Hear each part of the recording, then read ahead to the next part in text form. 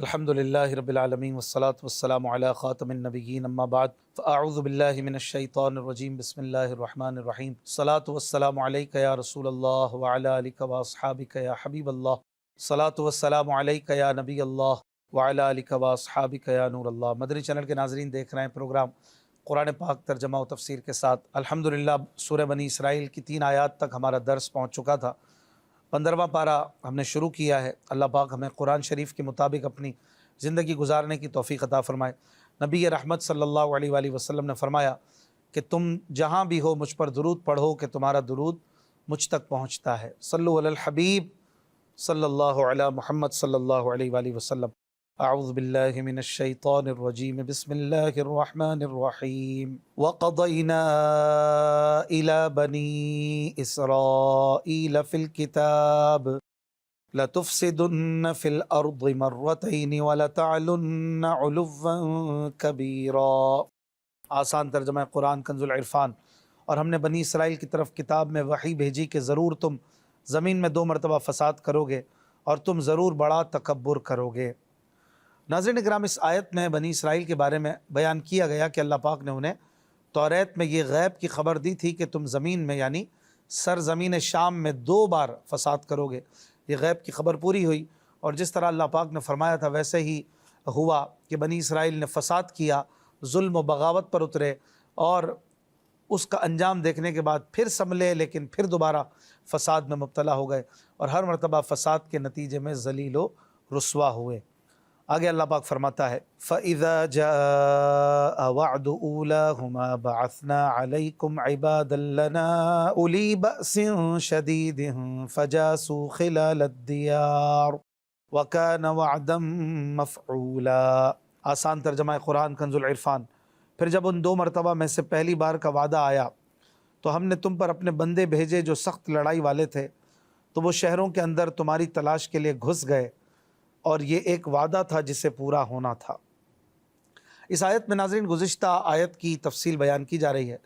کہ جب 2 مرتبہ کے فساد میں سے پہلی مرتبہ کے فساد کا وقت آیا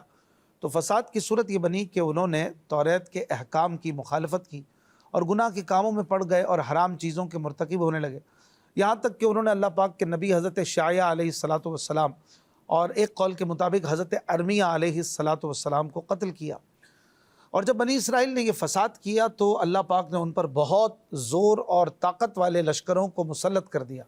تاکہ وہ انہیں لوٹیں اور انہیں قتل کریں، قید کریں اور ذلیل و رسوا کریں۔ چنانچہ ان مسلط کیے جانے والے لشکروں نے بنی اسرائیل کے علماء کو قتل کیا، توریت کو جلایا، مسجد اقصیٰ کو ویران کیا، اور 70,000 افراد گرفتار کیے گئے۔ یہ مسلط کیے جانے والے لشکر کون سے تھے؟ اس بارے میں مختلف اقوال ہیں، البتہ ان میں سے جس نے بنی اسرائیل کو بدترین طریقے سے ہزیمت سے دوچار کیا وہ بخت نصر تھا،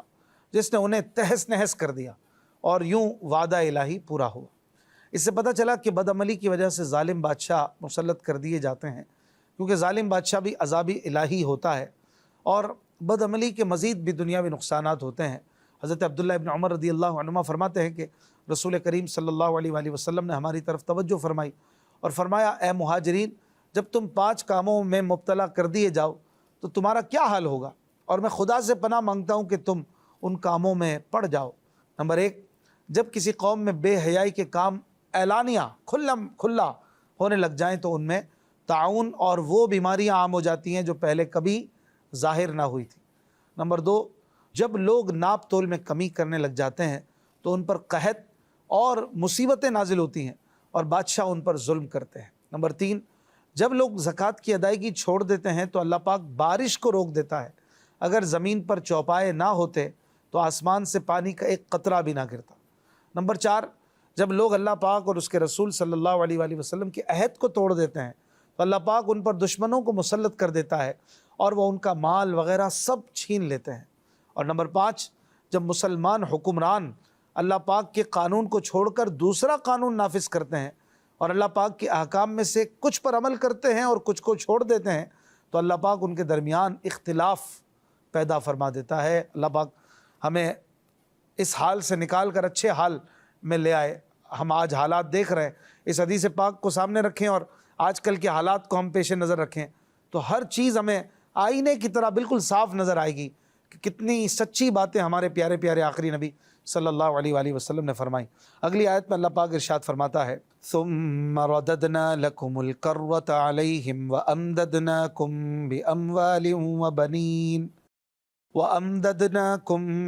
بأموال وبنين وجعلناكم أكثر نفيرا۔ آسان ترجمہ قرآن کنز العرفان۔ پھر ہم نے تمہارا غلبہ ان پر الٹ دیا اور مالوں اور بیٹوں کے ساتھ تمہاری مدد کی، اور ہم نے تمہاری تعداد بھی زیادہ کر دی۔ اس آیت میں بنی اسرائیل کی بربادی کے بعد دوبارہ سنبھلنے کی داستان بیان کی جا رہی ہے کہ گناہوں اور نافرمانیوں کے نتیجے میں تباہ و برباد ہونے کے بعد جب تم نے توبہ کی اور تکبر و فساد سے باز آئے تو ہم نے تمہیں دولت دی اور تمہیں اتنی قوت و طاقت عطا فرمائی کہ تم دوبارہ مقابلہ کرنے کے قابل ہوئے، چنانچہ تمہیں ان لوگوں پر غلبہ عطا کر دیا گیا جو تم پر مسلط ہو چکے تھے۔ اس آیت سے یہ بھی پتہ چلا کہ افرادی اور مالی قوت کی بھی بڑی اہمیت ہے اور طاقت کے میدان میں ان کا بڑا عمل دخل ہے، اور اگر ان کا صحیح استعمال ہو تو یہ اللہ پاک کی بہت بڑی نعمت ہیں۔ اگلی آیت میں اللہ پاک ارشاد فرماتا ہے ان احسنتم احسنتم لانفسکم وان اسأتم فلها فاذا جاء وعد الاخرة ليسوءوا وجوهكم وليدخلوا المسجد كما دخلوه اول مرة وَلِيُتَبِّرُوا مَا عَلَوْا تَتْبِيرًا۔ اگر تم بھلائی کرو گے تو تم اپنے لیے ہی بہتر کرو گے، اور اگر تم برا کرو گے تو تمہاری جانوں کے لیے ہی ہوگا۔ پھر جب دوسری بار کا وعدہ آیا تاکہ وہ تمہارے چہرے بگاڑ دیں اور تاکہ مسجد میں داخل ہو جائیں جیسے پہلی بار اس میں داخل ہوئے تھے، اور جس چیز پر غلبہ پائیں اسے تباہ و برباد کر دیں۔ ناظرین اکرام، اس آیت کا خلاصہ یہ ہے کہ جب بنی اسرائیل کو غلبہ و طاقت اور اقتدار و اختیار عطا کیا گیا تو ساتھ ہی انہیں یہ بھی فرما دیا گیا کہ اگر تم بھلائی کرو گے اور اس پر ثابت قدم رہو گے اور اسی بھلائی کے راستے پر چلتے رہو گے تو تم اپنے لیے ہی بہتر کرو گے، اور اگر تم برا کرو گے اور دوبارہ پرانی روش اپناؤ گے اور فتنہ و فساد اور نافرمانی کی زندگی گزارنے لگو گے تو اس کا انجام تمہیں ہی بھگتنا پڑے گا۔ چنانچہ وہی ہوا کہ اللہ پاک کے فرمان کے مطابق جب دوسری بار بنی اسرائیل کے فساد کرنے کا وقت آیا اور انہوں نے دوبارہ وہی پرانی حرکتیں کرنا شروع کر دی اور انہوں نے پھر فساد برپا کیا، یہاں تک کہ حضرت عیسیٰ علیہ السلام کی قتل کے در پہ ہوئے، تو اللہ پاک نے حضرت عیسیٰ علیہ السلام کو بچا لیا اور اپنی طرف اٹھا لیا، اور بنی اسرائیل نے حضرت زکریا اور حضرت یحییٰ علیہ السلام کو شہید کر دیا، اور اللہ پاک نے ان پر اہل فارس اور اہل روم کو مسلط کیا تاکہ وہ انہیں قتل کریں، قید کریں اور اتنا پریشان کریں کہ پریشانی کے آثار ان کے چہروں سے ظاہر ہوں۔ پھر ان مسلط ہونے والے لوگوں نے یہ بھی کیا کہ وہ بیت المقدس کی مسجد میں داخل ہوئے اور اسے ویران کر دیا اور بنی اسرائیل کے شہروں پر غلبہ پا کر انہیں تباہ و برباد کر دیا۔ بنی اسرائیل کے حالات کو سامنے رکھتے ہوئے اگر ہم اپنی تاریخ کو دیکھیں تو پہلی نظر میں ہی مسلمانوں کے عروج و زوال کا سبب واضح ہو جائے گا کہ مسلمان جب تک قرآن مجید کے احکامات اور رسول کریم صلی اللہ علیہ وآلہ وسلم کی اطاعت پر عمل پیرا رہے تو دنیا بھر میں انہیں غلبہ، قوت اور اقتدار حاصل رہا اور انہیں بے مثال شان و شوکت حاصل رہی، اور جب سے انہوں نے قرآن و حدیث کی پیروی میں سستی کرنا شروع کی اور حرام و ناجائز افعال میں مبتلا ہوئے تب سے ان کی شوکت اور اقتدار زوال پذیر ہونا شروع ہو گیا، اور ایک وقت ایسا بھی آیا جس میں اسلامی ملکوں اور شہروں کو تباہی و بربادی کے ایسے طوفان کا سامنا کرنا پڑا کہ لاکھوں افراد کی آبادی پر مشتمل شہروں میں کوئی زندہ انسان نظر نہ آتا تھا، اور وحشی پرندے اور جانور ان کی لاشوں پر گوشت حاصل کرنے کے لیے ایک دوسرے سے لڑتے ہوئے گھوم رہے تھے۔ پھر جب مسلمان اپنی بے عملی چھوڑ کر دوبارہ اللہ رسول کی فرما برداری کی طرف مائل ہوئے اور قرآن و حدیث کی تعلیمات کو انہوں نے پابندی سے اپنا لیا تو اللہ پاک نے انہیں پھر دنیا میں طاقت اور سلطنت عطا فرما دی، اور مسلمان اپنی کھوئی ہوئی شوکت بحال کرنے میں کافی حد تک کامیاب ہوئے۔ لیکن جب پھر مسلمانوں میں بدعملی کا رواج ہوا، مسلمان شراب و رباب کی مستی میں گم ہو گئے اور نفسانی لذات کے حصول کو اپنا مشغلہ بنا لیا اور مال و دولت کی حرص و ہوس کا شکار ہو گئے تو اس کے بعد مسلمانوں کا جو حال ہوا ہے وہ صاحب نظر سے پوشیدہ نہیں۔ اگر اب بھی مسلمان نہ سنبھلے اور انہوں نے اپنی عملی حالت کو نہ سدھارا تو حالات اس سے بھی بدتر ہو جائیں گے، نعوذ باللہ من ذالک۔ اگلی آیت میں اللہ پاک ارشاد فرماتا ہے عسى ربكم ان يرحمكم وان عدتم عدنا وجعلنا جہنم للكافرین حصیرا۔ آسان ترجمہ قرآن کنز العرفان۔ قریب ہے کہ تمہارا رب تم پر رحم فرمائے اور اگر تم پھر دوبارہ شرارت کرو گے تو ہم دوبارہ سزا دیں گے، اور ہم نے جہنم کو کافروں کے لیے قید خانہ بنا دیا ہے۔ ناظرین کرام، یہاں پر فرمایا جا رہا ہے کہ اے بنی اسرائیل، دوسری مرتبہ کے بعد بھی اگر تم دوبارہ توبہ کر لو اور گناہوں سے باز آ جاؤ تو ہم تم پر پھر اپنا رحم و کرم کریں گے، لیکن اگر تم نے تیسری مرتبہ پھر شرارت کی اور فتنہ و فساد کیا تو ہم پھر تمہیں اس کی سزا دیں گے۔ چنانچہ ایسا ہی ہوا کہ انہوں نے تیسری بار بھی وہی حرکات کی، اور زمانہ مصطفی صلی اللہ علیہ وآلہ وسلم میں حضور علیہ الصلوۃ والسلام کی تکذیب کی، آپ کو جھٹلایا، تو ان پر پھر ذلت مسلط کر دی گئی، اور فرما دیا گیا کہ اللہ پاک کی طرف سے یا لوگوں کی طرف سے کوئی سہارا مل گیا تو ان کی کچھ بچت ہو جائے گی، ورنہ ان پر ذلت مسلط کر دی گئی ہے۔ چنانچہ ہمارے زمانے میں یہودیوں کو دیکھ لیں کہ انہیں مغربی ممالک کا سہارا حاصل ہے، اگر وہ ہٹ جائے تو ایک دن میں اپنی اوقات دیکھ لیں گے۔ اگلی آیت میں اللہ پاک ارشاد فرماتا ہے، ان هذا القرآن يهدي للتي هي اقوم ويبشر المؤمنين الذين يعملون الصالحات ان لهم اجرا كبيرا وان الذين لا يؤمنون بالآخرة اعتدنا لهم عذابا أليما۔ آسان ترجمہ قرآن کنز العرفان۔ بے شک یہ قرآن وہ راہ دکھاتا ہے جو سب سے سیدھی ہے، اور نیک اعمال کرنے والے مومنوں کو خوشخبری دیتا ہے کہ ان کے لیے بہت بڑا ثواب ہے، اور یہ کہ جو آخرت پر ایمان نہیں لاتے ہم نے ان کے لیے دردناک عذاب تیار کر رکھا ہے۔ ناظرین اکرام، ان آیات میں اللہ پاک نے قرآن پاک کی 3 خوبیاں بیان فرمائی ہیں۔ نمبر 1، قرآن سب سے سیدھا راستہ دکھاتا ہے، اور وہ راستہ اللہ پاک کی توحید کا اقرار کرنا، اس کے رسولوں پر ایمان لانا اور ان کی اطاعت کرنا ہے۔ یہی سیدھا راستہ ہے، جنت تک اور خدا تک پہنچانے والا ہے، اور اللہ پاک کے انعام یافتہ بندوں یعنی ولیوں اور ان نیک بندوں کا ہے جن کی پیروی کا قرآن پاک نے ہمیں حکم دیا ہے۔ دوسری بات یہ کہ نیک اعمال کرنے والے مومنوں کو جنت کی بشارت دیتا ہے، اور نمبر 3، آخرت کے منکرین کو دردناک عذاب کی خبر دیتا ہے۔ اگلی آیت میں اللہ پاک فرماتا ہے، وَيَدْعُ الْإِنسَانُ بِالشَّرِّ دُعَاءَهُ بِالْخَيْرِ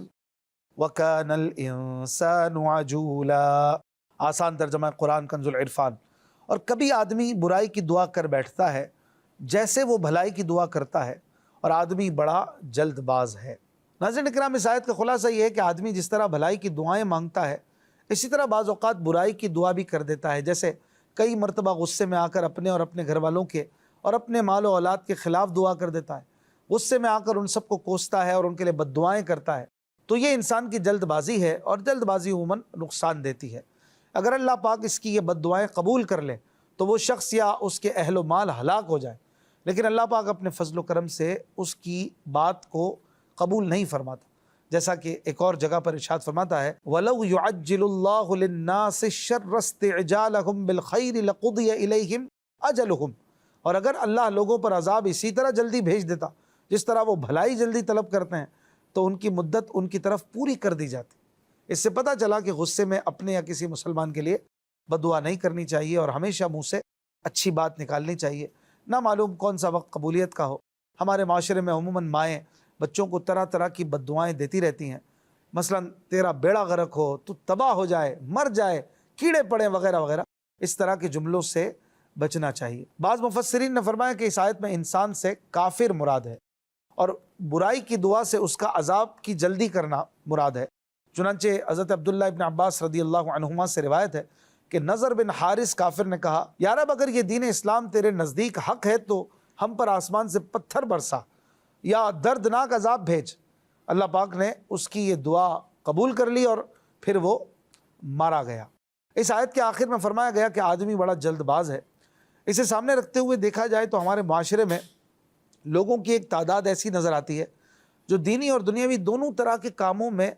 نامطلوب جلد بازی سے کام لیتے ہیں، جیسے وضو کرنے میں، نماز پڑھنے میں، تلاوت قرآن کرنے میں، روزہ افطار کرنے میں، تراویح ادا کرنے میں، قربانی کرنے میں، ذبح کے بعد جانور کی کھال اتارنے میں، ارکان حج ادا کرنے میں، دعا کی قبولیت میں تو بد دعا کرنے میں، کسی کو گناہ گار قرار دینے میں، کسی کے خلاف برا سوچنے میں، دنیا طلب کرنے میں، نہ ملنے پر شکوہ کرنے میں، رائے قائم کرنے میں، کسی سے جھگڑا مول لینے میں، کسی پر غصہ نافذ کرنے میں، کسی کے خلاف یا کسی کام سے متعلق فیصلہ کرنے میں، گاڑی چلانے میں، گاڑی سے اترنے یا چڑھنے میں، روڈ پار کرنے وغیرہ بے شمار دینی اور دنیاوی امور میں لوگ جلد بازی کرتے ہیں، اور اس کا نتیجہ یہ ہوتا ہے کہ بعض اوقات لوگوں کی عبادات ہی ضائع ہو جاتی ہیں، اور کبھی وہ دنیاوی معاملات میں بھی شدید نقصان سے دوچار ہو جاتے ہیں، اور ان کے پاس ندامت اور پچھتاوے کے سوا کچھ باقی نہیں رہتا۔ ایسے حضرات کو چاہیے کہ وہ ان احادیث مبارکہ کو توجہ سے سنیں اور خود کو جلد بازی کی آفات اور نقصانات سے بچانے کی کوشش کریں۔ چنانچہ حضرت سہل بن سعد رضی اللہ عنہ سے روایت ہے کہ رسول کریم صلی اللہ علیہ وآلہ وسلم نے فرمایا، برد باری اللہ پاک کی طرف سے ہے اور جلد بازی شیطان کی طرف سے ہے۔ حضرت عقبہ بن عامر رضی اللہ عنہ سے روایت ہے کہ نبی کریم صلی اللہ علیہ وآلہ وسلم نے ارشاد فرمایا، جس نے توقف کیا اس نے اپنا مقصد پا لیا، یا قریب ہے کہ وہ اسے پالے، اور جس نے جلدی کی تو اس نے خطا کی، یا قریب ہے کہ وہ خطا کھا جائے۔ یاد رہے کہ بعض کام ایسے ہیں جن میں جلدی کرنی چاہیے، اور ان میں جلدی کرنا برا نہیں، بلکہ شریعت کی طرف سے یہ حکم ہے کہ جلدی کی جائے، جیسے نمازوں کی قضا ہو تو ادا کرنا، نماز جنازہ ادا کرنا، قرض ادا کرنا، زکوٰۃ ادا کرنا، اسی طرح گناہوں سے توبہ کرنا، نیک اعمال کرنا، اولاد جوان ہو جائے تو ان کی شادی کرنا وغیرہ، ان کاموں میں جلدی کرنا اچھا ہے۔ اور اسی طرح اچھی اور بری جلدی میں فرق واضح ہے، جسے ہر آدمی موقع محل کے مطابق سمجھ سکتا ہے۔ اگلی آیت میں اللہ پاک ارشاد فرماتا ہے، وَجَعَلْنَا اللَّيْلَ وَالنَّهَارَ آيَتَيْنِ فَمَحَوْنَا آيَةَ اللَّيْلِ وَجَعَلْنَا آيَةَ النَّهَارِ مُبْصِرَةً لِتَبْتَغُوا فَضْلًا مِّن رَّبِّكُمْ وَلِتَعْلَمُوا عَدَدَ السِّنِينَ وَالْحِسَابَ وَكُلَّ شَيْءٍ فَصَّلْنَاهُ تَفْصِيلًا۔ آسان ترجمہ قرآن کنز العرفان۔ اور ہم نے رات اور دن کو دو نشانیاں بنایا، پھر ہم نے رات کی نشانی کو مٹا ہوا کیا اور دن کی نشانی کو دیکھنے والی بنایا، تاکہ تم اپنے رب کا فضل تلاش کرو اور تاکہ تم سالوں کی گنتی اور حساب جان لو، اور ہم نے ہر چیز کو خوب جدا جدا تفصیل سے بیان کر دیا۔ ناظرین کرام، اس آیت میں اللہ پاک نے اپنی قدرت کی دو عظیم نشانیاں بیان فرمائیں، اور وہ دو نشانیاں دن اور رات ہیں۔ چنانچہ فرمایا کہ ہم نے رات کی نشانی کو مٹا ہوا بنایا، یعنی رات کو تاریک بنایا، اور اس میں ہر چیز چھپ جاتی ہے، اور تاریک بنانے کا مقصد یہ ہے کہ اس میں آرام کیا جائے، جبکہ دن کو روشن بنایا تاکہ اس میں سب چیزیں نظر آئیں اور تم اللہ کا فضل یعنی اپنی روزی آسانی سے کما سکو۔ اس آیت سے دو باتیں پتہ چلی، ایک تو یہ کہ بیکار رہنا اور کمائی نہ کرنا یہ بہت نامناسب بات ہے۔ اللہ پاک نے ہاتھ پاؤں کام کاج کے لیے دیے ہیں، اس لیے انہیں بیکار نہیں کرنا چاہیے۔ اس سے ان لوگوں کو نصیحت حاصل کرنی چاہیے جو ہاتھ پاؤں اور دیگر جسمانی اعضاء سلامت ہونے اور کمائی کرنے پر قدرت رکھنے کے باوجود اپنوں یا پرایوں سے مانگ کر گزارا کرتے ہیں۔ دوسری بات یہ کہ رزق حقیقت میں اللہ پاک کا فضل ہے، محض ہماری کمائی کا نتیجہ نہیں۔ اس لیے ہر ایک کو چاہیے کہ وہ اپنے ہنر و کمال پر ناز نہ کرے، بلکہ اللہ پاک کے فضل اور اس کی رحمت پر نگاہ رکھے۔ اپنی محنت کر کے اللہ پاک کے فضل پر نگاہ رکھنا ہی توکل ہے۔ پھر آگے اس آیت میں فرمایا کہ لِتَعْلَمُوا عَدَدَ السِّنِينَ وَالْحِسَابَ، تاکہ تم سالوں کی گنتی اور حساب جان لو۔ یعنی رات اور دن کی تخلیق کا ایک مقصد یہ بھی ہے کہ رات اور دن کے دورے سے تم دنوں کا حساب بناتے ہو، پھر دنوں سے ہفتے اور پھر مہینے اور پھر سال بنتے ہیں۔ تو گویا یہ نظام تمہاری زندگی کو سہولتیں فراہم کرنے کے لیے ہے، اور اسی دن رات کی تبدیلی سے تم دینی اور دنیاوی کاموں کے اوقات کا حساب لگاتے ہو۔ پھر آگے ارشاد فرمایا کہ وَكُلَّ شَيْءٍ فَصَّلْنَاهُ تَفْصِيلًا، اور ہم نے ہر چیز کو خوب جدا جدا تفصیل سے بیان کر دیا، یعنی ہم نے قرآن میں ہر چیز کو تفصیل سے بیان فرما دیا، خواہ اس کی حاجت تمہیں دین میں ہو یا دنیا کے کاموں میں۔ مقصد یہ ہے کہ ہر ایک چیز کی تفصیل ہم نے بیان فرما دی، جیسا کہ ایک اور مقام پر ارشاد فرمایا کہ ما فرطنا فی الکتاب من شیء، ہم نے اس کتاب میں کسی شے کی کوئی کمی نہیں چھوڑی۔ ایک اور آیت میں ارشاد فرمایا کہ وَنَزَّلْنَا عَلَيْكَ الْكِتَابَ تِبْيَانًا لِكُلِّ شَيْءٍ، اور ہم نے تم پر یہ قرآن اتارا جو ہر چیز کا روشن بیان ہے۔ تو ان آیات سے پتہ چلتا ہے کہ قرآن کریم میں ہر چیز کا، جمیع اشیاء کا بیان ہے۔ سبحان اللہ، کیا کتاب ہے یہ، اور کیسی اس کی جامعیت ہے۔ زندگی رہی تو انشاءاللہ الکریم سورہ بنی اسرائیل سے اپنا اگلا درس سنیں گے۔ اپنا خیال رکھیے گا۔ صلو علی الحبیب صلی اللہ علی محمد صلی اللہ علیہ وآلہ وسلم۔